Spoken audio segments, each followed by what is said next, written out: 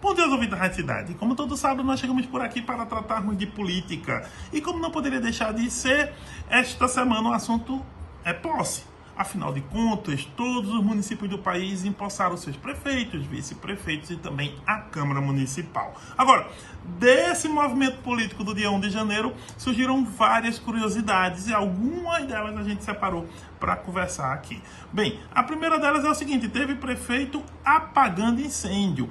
E olha, apagar incêndio é uma expressão na política que nós usamos quando tem articulações políticas que algum agente político chega lá e tenta evitar uma briga entre correligionários, briga de partidos e tudo mais.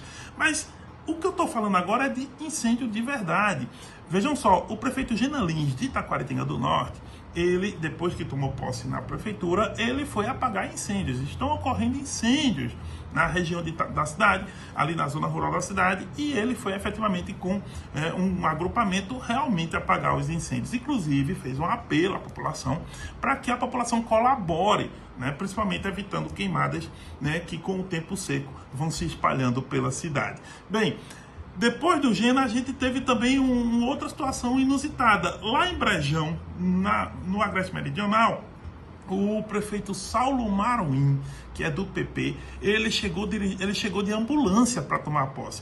E não, ele não estava doente. É o seguinte: durante a campanha, o Saulo foi muito atacado pelos adversários que diziam que, se ele chegasse a ser eleito, no máximo ele ia conseguir as chaves da ambulância da cidade. Ou seja, era uma aposta política muito clara da oposição, dizendo que ele não chegava lá. Ele chegou, e aí justamente no primeiro dia do ano, para tomar posse, ele pegou as chaves da ambulância, dirigiu a ambulância e chegou à prefeitura para tomar a posse do cargo de prefeito.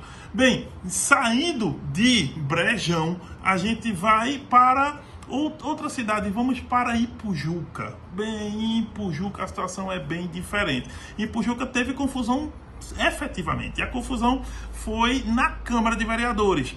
Vejam só, teve o seguinte: o Gilmar Costa, que é um vereador, né, ele questionou na hora da eleição da mesa diretora que alguns vereadores não tinham colocado os vereadores adequados para participar daquele momento, portanto não teriam sido empossados. E aí acabou tendo uma confusão, porque esses vereadores reagiram, né? Teve bate-boca, teve empurra-empurra, e só depois é que houve mesmo a eleição em outro momento. O Flávio, né, do cartório, ele foi eleito, né, e era justamente esse que o Gilmar estava questionando. O Gilmar estava questionando que o Flávio era um desses que não tinham os papéis adequados, né, os documentos prontos. Mas, enfim, essa confusão se deu lá em Ipujuca. Também, saindo um pouco dessa questão, tem algumas questões de representatividade também.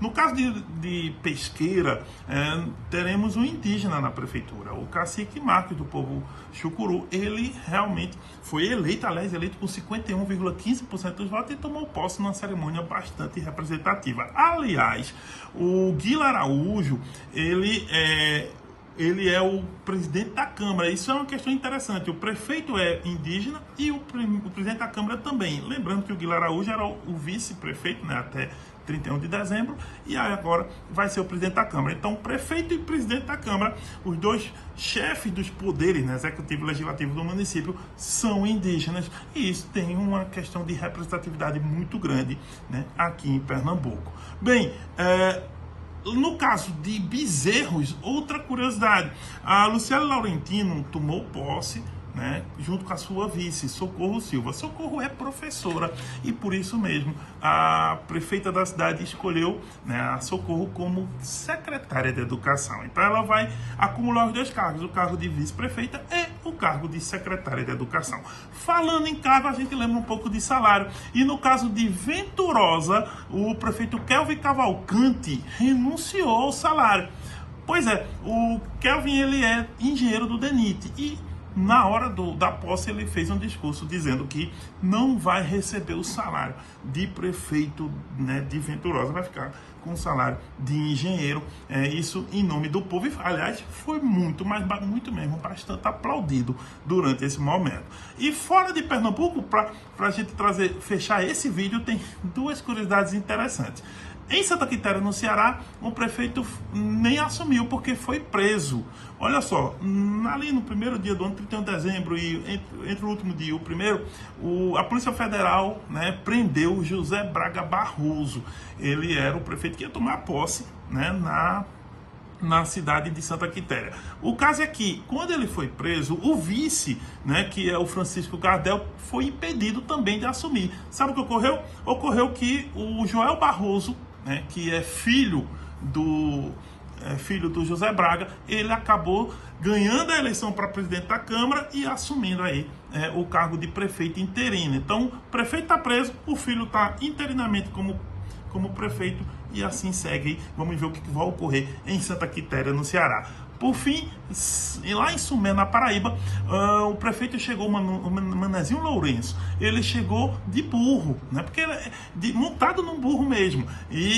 Por quê? Porque ele é chamado de matuto e vaqueiro, e aí disse que simbolicamente ele chegava com a força do povo para assumir, né, a prefeitura. Ou seja, tivemos de tudo no Brasil. Boa sorte a todos os prefeitos, prefeitas, vice-prefeitos também e aos vereadores do país inteiro, e que façam um bom mandato nesses 4 anos. E eu volto semana que vem com mais comentários, se Deus quiser.